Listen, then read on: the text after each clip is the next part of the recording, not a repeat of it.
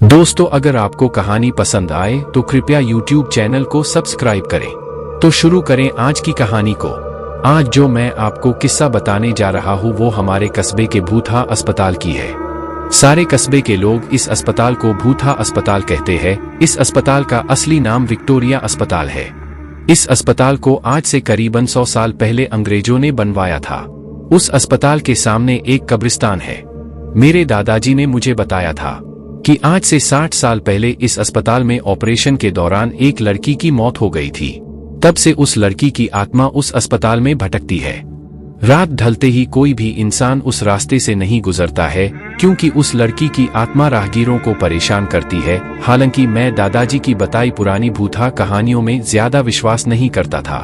एक रात मैं अपने दो दोस्तों अंकित और राजू के साथ रात को बाइक पर घूम रहा था। तभी मेरे एक दोस्त ने मुझसे विक्टोरिया अस्पताल वाले रास्ते से चलने को कहा।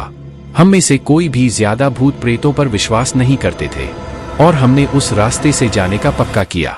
उस समय रात के 10 बज चुके थे। हम तीनों ने ये बात अपने परिवार वालों को नहीं बताने का वादा किया और उस रास्ते पर निकल पड़े। जैसे ही हम उस रास्ते से निकले, रास्ते पर रेत होने की वजह से हमारी बाइक फिसल गई और हम तीनों धड़ाम से बाइक से दूर गिर गए। गनीमत थी कि हम लोगों को कोई चोट नहीं आई थी। बाइक चला रहे मेरे दोस्त अंकित ने बोला कि उसका बैलेंस तो बराबर था, फिर ये बाइक कैसे फिसल गई। हालांकि वो थोड़ा डर गया था। तो मेरे दूसरे मित्र राजू ने बाइक चलाने को कहा।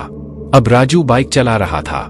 हम 1 किमी ही चले थे कि अचानक हमारी गाड़ी का टायर पंचर हो गया और गाड़ी की स्पीड तेज होने से गाड़ी इस बार फिर पिछली बार से भी दूर तक फिसलती गई। इस बार हमें कोहनियों और घुटनों पर थोड़ी चोट आई थी। अंकित फिर से बोला कि इस जगह में जरूर कोई गड़बड़ है, हम लोग वापस उल्टे चलते हैं। लेकिन मैंने और राजू ने उसकी बात नहीं मानी और बाइक उठाकर पैदल चलना शुरू कर दिया। हम थोड़ी दूर ही चले थे कि अचानक किसी लड़की के चीखने की आवाजें सुनाई दी। ये सुनकर हम रुक गए और अंकित बोला, यार तुम लोगों को चीखने की आवाज सुनाई दी क्या? हमने उसकी बातों को अनसुना कर कहा कि कोई जानवर की आवाज होगी। 5 मिनट चलने के बाद फिर वो ही चीख फिर से सुनाई दी। इस बार तो हम दोनों को भी थोड़ा डर लगने लगा। हम तीनों ने वापस चलने के बारे में सोचा, लेकिन हम रास्ते के बीच में आ गए थे। पीछे चलने में 3 किमी और आगे चलने में 2 किमी और बाकी थे। हम लोगों ने आगे जाने का सोचा। थोड़ा आगे चलने पर हमें बरगद के पेड़ के नीचे एक औरत दिखाई दी। इतनी रात को अकेली औरत को देखकर हमारे तो रोंगटे खड़े हो गए थे। हम लोगों ने पीछे मुड़ने का सोचा।